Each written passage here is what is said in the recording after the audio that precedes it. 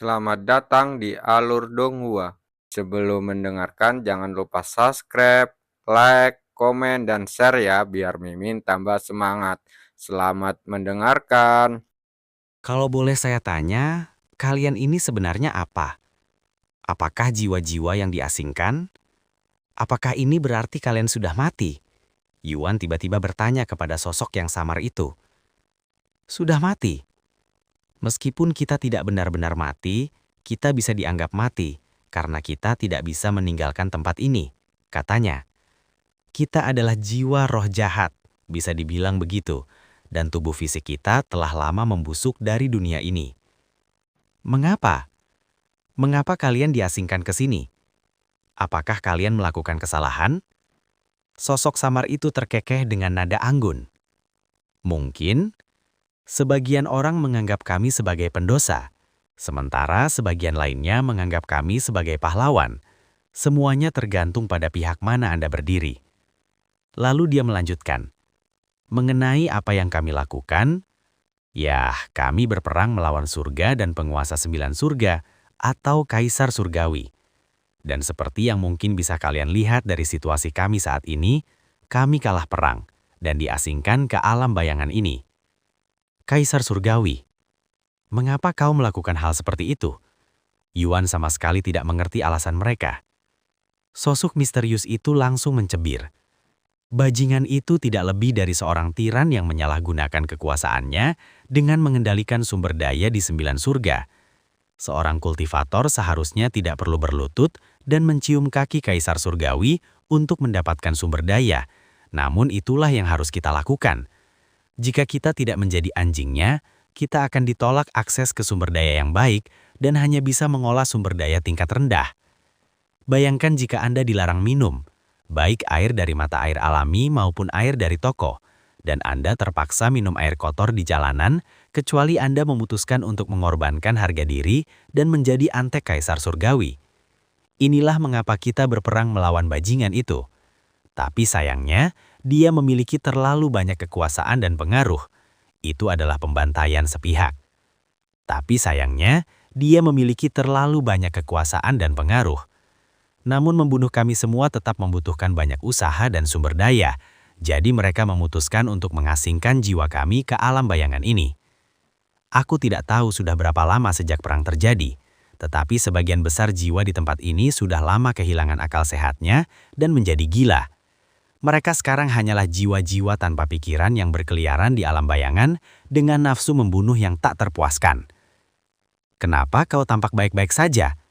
Yuan tak kuasa menahan diri untuk bertanya padanya, yang tampak waras dan bahkan berbicara dengannya dengan tenang. Apakah aku terlihat baik-baik saja? Mungkin tidak terlihat seperti itu, tapi sebenarnya aku sedang berusaha sekuat tenaga untuk tidak menyerangmu. Yuan langsung berhenti bergerak ketika mendengar kata-katanya, dan kemudian dia menatap sosoknya dengan ekspresi tercengang di wajahnya. Hahaha. Sosok misterius itu tiba-tiba tertawa berbahak-bahak setelah melihat reaksi Yuan. Aku cuma bercanda. Seharusnya kau lihat ekspresi wajahmu barusan. Benarkah? Yuan menjadi semakin tercengang. Meskipun sebagian besar jiwa di tempat ini telah lama kehilangan akal sehatnya, masih ada beberapa yang sepenuhnya rasional dan waras, dan mereka semua dulunya adalah dewa abadi yang sangat kuat. Tentu saja, aku adalah salah satu dari individu-individu itu. Sosok bayangan itu menunjuk dirinya sendiri. Meskipun dia tidak memiliki fitur wajah apapun selain 2 mata merah yang bersinar, Yuan entah kenapa bisa melihat ekspresi bangga di wajahnya saat ini. Apakah kau tahu alasannya? Tanyanya. Tidak, memangnya kenapa? Karena aku berharap suatu hari nanti, aku bisa meninggalkan tempat ini, katanya, langsung membuat Yuan terkejut. Kukira kau terjebak di sini selamanya. Dan bagaimana kau bisa pergi tanpa tubuh fisik? Memiliki tubuh fisik bukanlah masalah terbesarku. Sebagai seorang abadi, bahkan jika tubuh fisikku terhancur, aku tidak akan mati selama jiwaku tetap utuh. Selain itu, aku dapat menciptakan kembali tubuhku jika aku memiliki cukup sumber daya. Satu-satunya masalah adalah cara pergi meninggalkan alam bayangan. Aku tidak bisa melakukannya sendiri. Sosok misterius itu kemudian menunjuk ke arahnya. Disinilah peran kamu. Aku ingin kamu membantuku dengan membawaku keluar dari tempat ini. Tentu saja aku tidak akan memintamu melakukannya secara cuma-cuma. Faktanya bahwa kau berada di tempat ini berarti kau istimewa. Dan dilihat dari kultivasimu dan penampilanmu yang muda, kau juga pasti sangat bertalenta. Baik itu teknik kultivasi atau harta karun, aku yakin kau sudah memiliki semuanya. Karena itu, aku akan memberimu sesuatu yang lebih berharga daripada harta karun atau teknik apapun di dunia ini. Sosok samar itu kemudian memutar jarinya, menunjuk dirinya sendiri. Aku akan menyerahkan diri kepadamu. Yuan menatapnya dengan mata terbelalai. Jika kau membantuku meninggalkan tempat ini, setelah aku membangun kembali tubuhku, aku akan memberikan segalanya kepadamu. Tubuhku, hatiku, dan bahkan jiwaku. Sebelum Yuan sempat menjawab, dia melanjutkan. Ketahuilah bahwa dulunya aku adalah salah satu dari 3 peri abadi eterial, gelar yang hanya dimiliki oleh wanita tercantik dan terkuat di seluruh 9 surga. Bahkan Kaisar Langit pun menginginkanku, sampai-sampai dia bersedia memaafkanku karena menyerahnya jika aku menyerahkan diri kepadanya. Aku tidak tahu harus berkata apa, kata Yuan dengan suara binglung, karena ini terlalu mendadak. Meskipun aku ingin membantumu, aku tidak tahu bagaimana caranya. Tidak apa-apa jika kamu tidak tahu, aku akan memberimu petunjuk, katanya. Namun, sebelum Yuan sempat menjawab, suara lain tiba-tiba terdengar. Jangan tertipu oleh perempuan licik itu, mudah. Semua yang keluar dari mulutnya hanyalah kentut, hanya untuk merayu pemuda naif sepertimu agar kau menuruti semua perintahnya. Di tengah kalimat, sosok samar lainnya muncul di tempat mereka, dan sosok ini berwujud seorang pria tinggi dan berotot. Siapa kamu? Tanya Yuan. Dulunya aku adalah pemimpin sekte biara ababi, salah satu sekte teratas di seluruh 9 surga di era primordial. Jika kau membantuku meninggalkan tempat ini, aku akan mengabulkan semua keinginanmu. Kekuasaan, status, kekayaan, perempuan, apapun itu. Yuan terdiam setelah kedatangan pendatang baru ini. Tunggu sebentar, siapa yang kau sebut rubah licik? Beranikah kau mencemarkan reputasiku dengan bohong yang keterlaluan seperti itu? Kata pria abadi dengan suara marah. Lalu dia menoleh ke arah Yuan dan melanjutkan. Jangan dengarkan dia, muda. Semua yang aku katakan adalah benar. Meskipun aku sangat ingin keluar dari tempat ini, aku tidak akan merendahkan diriku untuk melakukannya, tidak seperti orang di sini. Anak muda, perempuan licik itu terkenal suka merayu pria muda, lalu membuang mereka begitu saja seperti sampah setelah selesai dengan mereka. Ada tak terhitung berapa banyak pria muda yang telah ia hancurkan di masa lalu, kata pemimpin sekte. Lalu dia melanjutkan, Vixen, kenapa kau tidak memberitahunya gelar lainmu selain peri abadi eterial? Atau kau takut itu akan mengungkap jati dirimu yang sebenarnya? Baiklah, biar ku bantu. Selain peri abadi eterial, kau juga dikenal sebagai permaisuri darah yang licik. Apa? Gelar bodoh itu diberikan kepadaku oleh para pecundang yang telah kutolak. Itu tidak ada hubungannya dengan sifatku yang licik, bantah peri abadi. Dan dia terus membela diri. Sebagai salah satu wanita tercantik di 9 surga, wajar jika aku memiliki banyak pengagum. Namun setiap kali aku menolak seseorang, mereka akan menyebarkan kebohongan untuk membalas dendam padaku. Anak muda, kau harus percaya padaku. Aku tidak bersalah. Orang ini di sisi lain dikenal karena memanipulasi orang. Orang-orang juga menyebutnya si gila tangan iblis di era primordial. Jika ada seseorang yang harus kalian waspadai, dialah orangnya. Peri abadi dan ketua sekte mulai saling menunjuk. Itu adalah pemandangan aneh bagi Yuan. Yuan tiba-tiba menyela mereka dan bertanya, apa yang kalian rencanakan jika kalian meninggalkan tempat ini? Melanjutkan pertempuran melawan Kaisar Surgawi? Mereka berdua berhenti berkelahi dan menoleh menatap Yuan dalam diam. Setelah hening sejenak, mereka tertawa. Hahaha, tentu saja tidak. Kita sudah kalah perang, tidak ada gunanya bertarung lagi. Lagi pula apa yang bisa dilakukan 1 atau 2 orang dari kita untuk melawan Kaisar Surgawi ketika seluruh pasukan gagal mengalahkannya? Kita juga tidak tahu seperti apa keadaan di luar sana. Kemudian, ketua sekte berkata, rencana saya sebagian besar akan bergantung pada apa yang terjadi di luar dan situasi terkini dengan Kaisar Surgawi. Jika dia masih memerintah 9 surga, maka saya mungkin akan tetap bersikap rendah diri dan mengubah identitas saya. Jika bajingan itu mati, maka saya akan memulihkan sekte saya dan kejayaannya. Tidak seperti dia, aku tidak punya ambisi sebesar itu. Aku hanya sangat bosan dengan tempat ini, sehingga aku tidak peduli apa yang kulakukan di luar selama aku tidak terjebak di tempat kumuh ini, kata peri abadi. Yuan merasa lega mendengar bahwa mereka tidak menginginkan balas dendam atau hal-hal yang terlalu gila, karena ia merasa kasihan dengan keadaan mereka dan ingin membantu mereka. Meskipun mereka juga mungkin sedang memperdayanya, dia tidak merasakan niat jahat apapun dari mereka. Lalu bisakah kau memberitahuku bagaimana aku bisa membantumu meninggalkan tempat ini? Kuharap kau tidak akan mengatakan sesuatu seperti, aku perlu meminjam tubuhmu, kata Yuan kepada mereka. Hahaha, meminjam tubuhmu, kami bukan hantu. Meskipun itu mungkin, itu tidak terlalu praktis dan itu juga tidak terlalu nyaman bagi kami. Peri abadi tertawa. Lalu, bagaimana? Sebenarnya sangat sederhana, kata ketua sekte, lalu melanjutkan. Salah satu dari kami akan menempati hartamu sampai kami dapat menciptakan kembali tubuh kami. Yuan berpikir sejenak dan berkata, jika semudah itu, mengapa kalian bertengkar tentang siapa yang harus saya bantu, bahkan sampai mencoba menjelek-jelekan satu sama lain? Baiklah, karena meskipun terdengar sederhana, sebenarnya itu membutuhkan banyak kekuatan jiwamu untuk menjaga kami aman di dalam harta karun itu, dan tidak mungkin seseorang di levelmu dapat membantu kami berdua sekaligus. Namun masalah terbesarnya adalah harta karun yang dapat kami tempati terbatas pada senjata jiwa, dan orang biasanya hanya bisa menggunakan satu senjata jiwa dalam satu waktu, kata pemimpin sekte. Kau punya senjata jiwa kan? Aku melihatmu menggunakannya. Itulah sebabnya aku meminta bantuanmu, kata peri abadi. Iya, aku memang punya senjata jiwa, bahkan aku punya 2. Jadi mungkin aku bisa membantu kalian berdua, kata Yuan. Apa? Kau punya 2 senjata jiwa? Mereka berdua berseru dengan suara terkejut. Bahkan selama era primordial yang melahirkan para jenius yang terbaik di 9 surga sampai saat ini, sangat jarang jika seseorang dapat menggunakan 2 senjata jiwa sekaligus. Hahaha, ini hebat.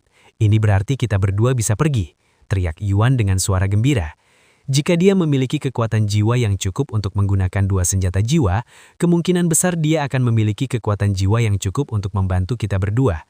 Namun kultivasinya masih sangat kurang, kata peri abadi. Dan dia melanjutkan, kau harus setidaknya menjadi kaisar spirit baru bisa membantu kami. Kaisar spirit, itu akan memakan bertahun-tahun, dan aku hanya punya beberapa hari lagi di tempat ini sebelum aku harus pergi, kata Yuan kepada mereka. Hanya beberapa tahun saja, kami sudah di sini selama bertahun-tahun. Beberapa tahun lagi tidak akan membuat perbedaan bagi kami, dan kau bisa kembali ke tempat ini di masa depan, kata peri abadi. Aku tidak yakin apakah aku bisa kembali ke tempat ini setelah aku pergi. Jangan khawatir, alam shadow ada di banyak tempat. Selama kau terus menjelajahi 9 surga, kau akan akhirnya kembali ke sini lagi. Semoga saat itu kau sudah menjadi kaisar spirit, kata ketua sekte. Jadi, apakah kau bersedia membantu kami? Kami pasti akan membalas budi ini dan lebih di masa depan. Peri abadi bertanya lagi kepadanya. Ding, Anda menerima misi tersembunyi. Misi tersembunyi. Para abadi yang dibuang. Tingkat kesulitan, tidak mungkin. Deskripsi, bantulah para 2 jiwa yang diasingkan untuk melarikan diri dari alam shadow. Hadiah, tidak diketahui. Tingkat misi mustahil. Seberapa sulitkah misi tersembunyi ini? Yuan terkejut dengan kesulitan misi tersebut. Mungkin alasan mengapa tertulis mustahil adalah karena memang secara harfiah itu mustahil bagiku saat ini, karena aku tidak memiliki kultivasi yang dibutuhkan untuk membantu mereka. Yuan bertanya-tanya apakah demikian adanya. Setelah hening sejenak, Yuan melihat kedua sosok yang samar itu dan berkata, aku tidak keberatan membantu kalian, tetapi aku hanya akan melakukannya jika kalian berjanji sesuatu padaku. Apa itu? Mereka berdua bertanya kepadanya secara bersamaan. Berjanjilah padaku bahwa kau tidak menipuku agar kau bisa meninggalkan tempat ini dan membuat masalah di luar. Jika kau mengingkari janjimu, aku akan bertanggung jawab penuh dan melakukan segala daya untuk menghentikanmu. Sekalipun ia sangat ingin percaya pada sosok-sosok misterius ini dan percaya bahwa mereka adalah orang yang mereka katakan, ia tidak boleh lengah dan tidak ada cara baginya untuk mengetahui apakah mereka berkata jujur atau tidak. Kedua sosok samar itu menoleh dan saling memandang sejenak sebelum mengangkat tangan mereka, seolah-olah sedang mengucapkan sumpah. Aku, Yuning, dengan surga sebagai saksi, bersumpah bahwa aku tidak menipumu. Jika aku menipumu, semoga surga menghancurkan jiwaku menjadi 1000 keping. Peri abadi bersumpah dengan suara tulus. Aku, Jiran, dengan langit sebagai saksi, bersumpah bahwa aku tidak menipumu.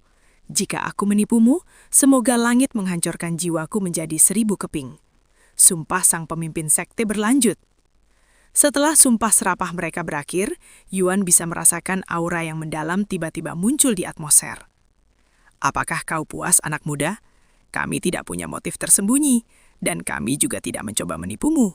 Kami hanya berusaha meninggalkan neraka yang telah membuat kami terperangkap dalam kegelapan selama bertahun-tahun, kata Jiran, sang pemimpin sekte kepadanya.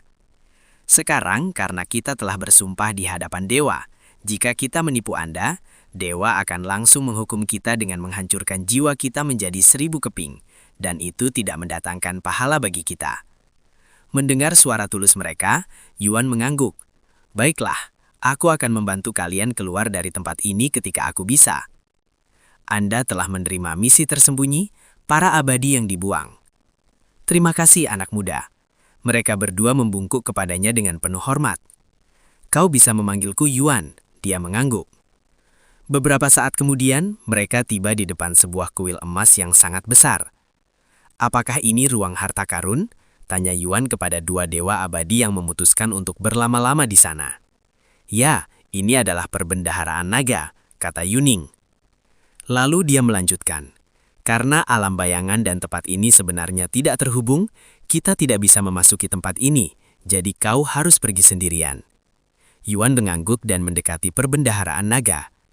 Terima kasih telah membawaku ke sini dan mencegah jiwa-jiwa lain menggangguku, katanya kepada mereka. Itu tidak ada apa-apanya bandingkan dengan apa yang akan kau lakukan untuk kami. Yuan mengangguk. Aku akan berusaha sebaik mungkin untuk mencapai ranah Kaisar Roh dan kembali ke tempat ini. Tidak perlu bertebur-buru, Yuan. Beberapa ratus tahun tidak berarti apa-apa bagi kita di sini, apalagi beberapa tahun. Yang paling penting adalah menjaga dirimu tetap aman dan hidup. Semuanya akan sia-sia jika kau mati, dan itu juga akan menentukan nasib kita, kata Yuning kepadanya. Jangan lupakan kami, kata Jiran dengan nada bercanda. Yuan terkekeh dan berkata, jangan khawatir, aku tidak akan melupakan hal sepenting ini. Sampai jumpa nanti lagi. Semakin cepat semakin baik, Jiran mengangguk. Beberapa saat kemudian, Yuan memasuki perbendaharaan naga. Sementara kedua jiwa para abadi itu berada di tempat itu selama beberapa saat sebelum menghilang seperti asap. Begitu Yuan memasuki gedung melalui pintu utama yang sudah terbuka, dia mulai menuruni tangga yang sangat panjang yang membutuhkan waktu setidaknya setengah jam berjalan tanpa henti. Jika dia harus menebak, ruang harta karun itu sebenarnya berada puluhan mil di bawah tanah. Dan meskipun tidak ada jendela atau sumber cahaya, tempat itu remang-remang, hampir seolah-olah ada lilin tak terlihat di tempat itu. Begitu sampai di bagian bawah, Yuan disambut oleh sepasang pintu lainnya. Kali ini pintu-pintu itu sepenuhnya tertutup rapat, dan ada dua ukiran naga di setiap sisi pintu. Yuan menarik nafas dalam-dalam dan mendekati pintu itu, lalu mencoba mendorongnya terbuka. Namun pintu-pintu itu tetap tertutup rapat. Bagaimana cara saya masuk ke tempat ini? Saya seharusnya punya kuncinya, bahkan 2 kunci, gumam Yuan. Tepat pada saat itu, salah satu ukiran naga tiba-tiba memancarkan sinar emas dari matanya dan mengenai tubuh Yuan secara langsung. Sinar itu hanya bertahan beberapa detik. Setelah menghilang, pintu-pintu tiba-tiba mulai bergemuruh dan perlahan terbuka di saat berikutnya. Ketika gemuruh berhenti, Yuan menarik nafas dalam-dalam lagi dan memasuki ruang bercahaya di depannya. Udara di dalam ruangan terasa sangat dingin, hampir seperti ada pendingin AC di dalamnya. Dan ruangan itu lebih kecil daripada yang Yuan perkirakan. Di dalam ruang harta karun yang ukurannya hanya sedikit lebih besar dari toko biasa, terdapat sekitar 11 lemari pajangan yang tertata rapi di sekeliling ruangan. Pemandangan ini mengingatkan Yuan pada toko Feng Yuxiang sebelum dia menutupnya. Yuan segera berjalan mengelilingi ruangan dan melihat harta karun di dalam etalase. Tombak naga berdarah, tingkat kuno, kualitas puncak. Kekuatan fisik yang dibutuhkan 200.000, kekuatan mental yang dibutuhkan 350.000. Deskripsi, tombak ampuh yang dimurnikan dengan darah naga, meningkatkan kerusakan sebesar 500%, meningkatkan daya tembus senjata 1000%. Sungguh, harta karun yang luar biasa. Yuan tanpa sadar membuka etalase untuk melihat tombak dengan lebih dekat. Namun sebuah pemberitahuan muncul di hadapannya ketika dia menyentuh etalase itu. Apakah Anda ingin menggunakan satu kunci harta karun kuil naga untuk membuka etalase? Apa? Berarti saya hanya bisa mengambil satu harta karun untuk setiap kunci yang saya miliki. Gumam Yuan dengan suara bingung, merasa beruntung karena telah mendapatkan kunci kedua, yang berarti dia bisa mendapatkan harta karun tambahan di tempat ini. Setelah menyadari bahwa dia hanya bisa memilih 2 harta karun dari sedelasin yang ada di ruang harta karun, Yuan mulai memeriksa setiap harta karun dengan cermat sebelum membuat keputusan. Oh, ini sepertinya. Yuan menyipitkan matanya ketika melihat botol gelas yang berisi setetes darah di dalamnya. Darah naga. Deskripsi. Harta karun tak ternilai yang akan memperpanjang usia seseorang sampai 100.000 tahun dan memiliki kemampuan untuk membangkitkan keturunan seseorang. Seperti yang dia duga, itu adalah darah naga. Namun Yuan tidak terlalu senang dengan setetes darah ini, yang akan memicu perang di dunia kultivasi jika diketahui, dan itu terutama karena esensi darah leluhur naga yang sudah ada di tangannya. Tidak hanya inti darah leluhur naga jauh lebih kuat daripada darah biasa ini, tetapi dia juga telah membangkitkan keturunannya.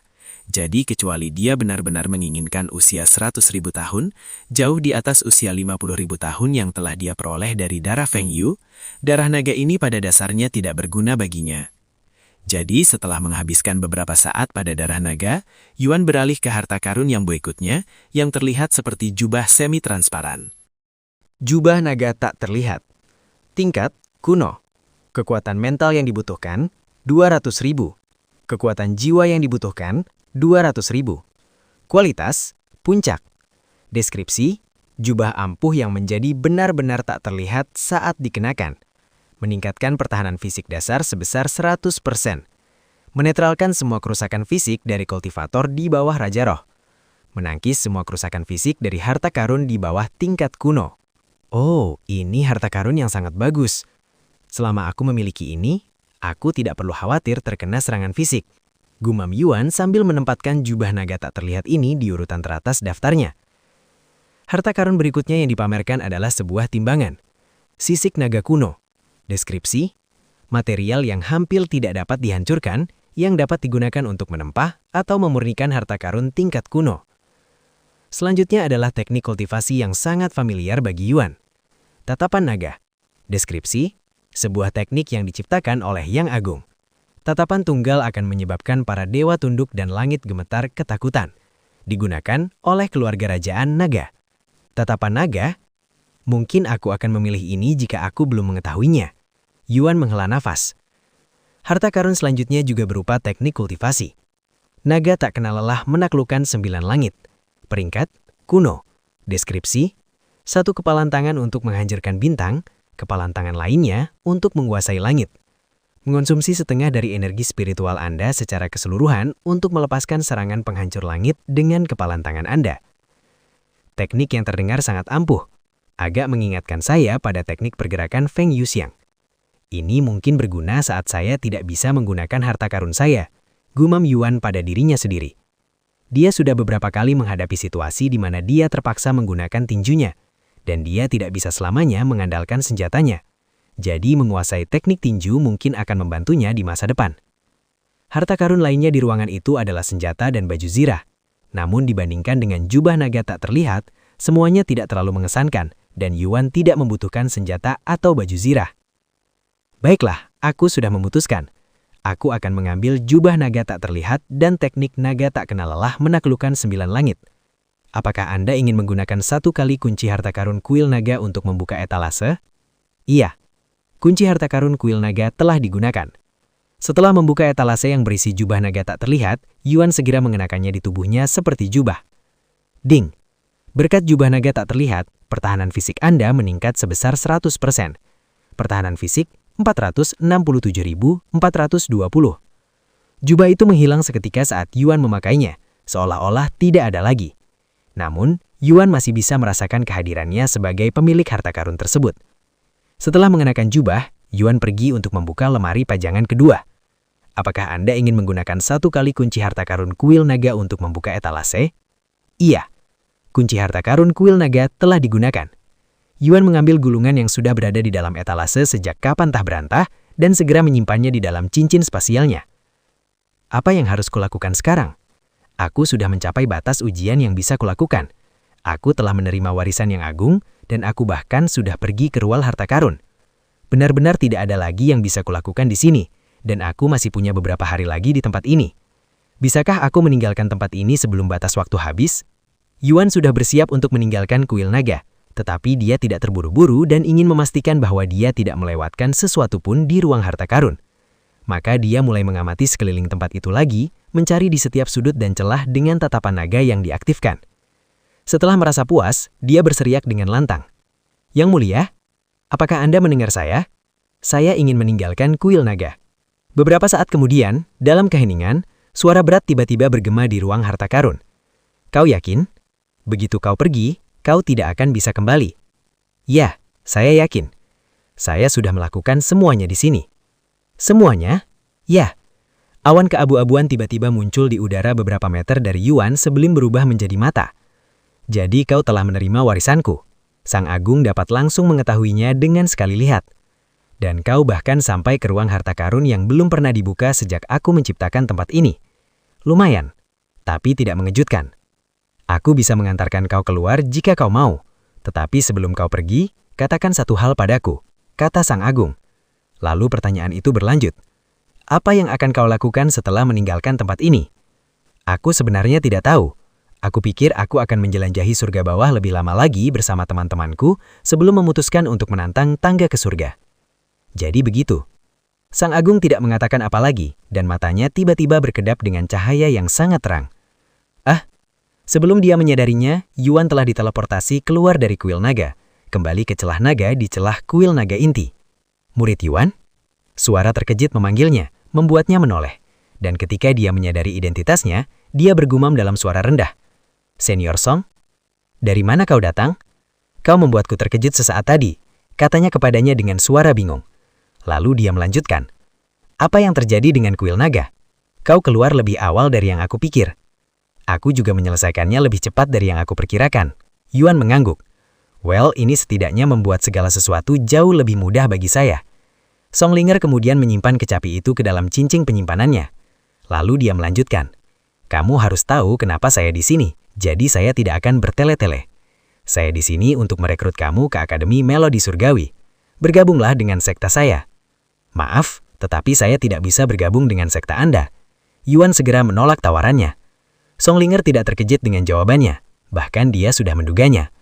Setelah menarik nafas dalam-dalam, dia bertanya kepadanya, "Apa yang harus saya lakukan agar Anda mau bergabung dengan sekte saya?" "Maaf, tetapi saya tidak berniat bergabung dengan sekte apapun selama saya berada di surga bawah, dan saya berencana meninggalkan tempat ini dalam waktu dekat," kata Yuan. Songlinger menghela nafas setelah mendengar perkataannya, lalu dia berkata, "Saya mengerti." Namun, dia tiba-tiba berhenti di tengah pidatonya, dan dia menyipitkan matanya ke arahnya. Kenapa kau memancarkan aura seorang Grandmaster Roh?" Songlinger tiba-tiba menyadari fakta ini yang bahkan Long Yijun dan yang lainnya lewatkan, karena mereka tidak mampu mendeteksi tingkat kultivasi Yuan yang di ranah Grandmaster Roh. "Saat ini aku berada di ranah Grandmaster Roh tingkat 3. Yuan mengungkapkan tingkat kultivasinya dengan suara santai, membuatnya terdengar seolah-olah hal itu normal bagi seorang pemuda sepertinya untuk menjadi Grandmaster Roh. "Grandmaster Roh tingkat 3? Itu 2 tingkat lebih tinggi dariku," seru Songlinger. "Apakah alam mistik mempengaruhi kultivasimu? Kau hanyalah seorang Master Roh tingkat pertama sebelum memasukinya?" Yuan mengangguk. "Ya, banyak hal terjadi saat aku berada di dalam dan kultivasiku sangat diuntungkan karenanya." "Astaga, dan kukira kau baru di ranah prajurit roh saat kompetisi kecapi. Dengan kecepatan ini, kau akan mencapai gelar Tuan Roh bulan depan," kata Songlinger merasakan semua motivasinya untuk merekrutnya hancur berkeping-keping. Lagi pula, siapa yang waras yang tega meminta seorang Grandmaster Roh untuk menjadi muridnya? Jika Yuan bergabung dengan Akademi Melodi Surgawi, dia tidak akan bergabung sebagai murid, melainkan sebagai pemimpin sekte. "Tuan Muda, Anda sudah keluar." Pintu gedung yang berjarak beberapa meter dari mereka tiba-tiba terbuka, dan Feng Yuxiang beserta yang lainnya terlihat berjalan keluar gedung beberapa saat kemudian. Yuan, kukira kau di penjara selama seminggu penuh. Apa terjadi sesuatu? Tanya Meishu padanya. Yuan menggelengkan kepalanya. Tidak, aku sudah selesai menyelesaikan semua yang bisa kulakukan di dalam, dan akan sia-sia jika aku terus tinggal di dalam ketika tidak ada hal lain yang bisa dilakukan. Jadi aku memutuskan untuk pergi lebih awal. Apakah ini berarti kau akan meninggalkan kuil inti naga sekarang? Tanya Xiao Hoa padanya. Yuan mengangguk. Ya, tapi aku tidak bisa pergi begitu saja tanpa mengatakan apapun. Aku masih harus memberitahu ketua sekte dan yang lainnya. Tunggu, kau sudah akan meninggalkan kuil inti naga? Tanya Song Linger dengan suara tercengang. Ya, apa yang akan kamu lakukan setelah kamu pergi? Aku akan menjelajahi surga bawah lebih jauh bersama teman-temanku sebelum naik ke atas, katanya. Setelah hening sejenak, Song Linger menghela napas. Baiklah, aku menyerah untuk merekrutmu. Lalu dia melanjutkan. Namun, saya punya tawaran lain untukmu sekarang. Sebelum kau meninggalkan surga bawah, bisakah kau mengunjungi Akademi Melodi Surgawi setidaknya sekali? Aku bisa melakukannya. Yuan dengan cepat menerima tawaran itu. Saya juga tertarik untuk mengetahui seperti apa sekte yang berfokus pada musik. Bagus. Beritahu aku sebelum kau tiba agar aku bisa mempersiapkannya. Song Linger merogoh jubah dan mengambil selembar kertas giok sebelum menyerahkannya kepada Yuan. Ini adalah slip giok komunikasi saya. Anda dapat menghubungi saya untuk hal-hal lain jika Anda mau, kata Song Linger. Baiklah, aku pasti akan mengunjungi Akademi Melodi Surgawi sekali sebelum aku pergi. Yuan mengangguk. Ini janji. Kalau begitu, sampai jumpa nanti, kata Song Linger sebelum terbang pergi. Setelah Song Linger meninggalkan tempat kejadian, Feng Yuxiang menoleh ke arah Yuan dan bertanya padanya, apakah kau mendapatkan sesuatu yang berharga di kuil naga? Yuan mengangguk, aku akan menceritakan semuanya untukmu, tapi mari kita duduk dulu. Mereka kemudian memasuki bangunan yang ditinggalkan Long Hijun. Setelah semuanya duduk, Yuan mulai menceritakan pengalamannya di kuil naga. Meskipun mereka terkejut dengan harta karun tak ternilai yang telah diperolehnya, mereka lebih terkejut lagi tentang alam bayangan dan dewa yang diasingkan di dalamnya. Para abadi dari era primordial. Itu sudah sangat lama sekali, dan maksudku sangat lama sekali, kata Feng Yuxiang. Berapa lama kita bicara? 10.000 tahun? Tanya Yuan. Feng Yuxiang terkekeh dan berkata, lebih tepatnya beberapa ratus juta tahun yang lalu. Apa? Selama itu?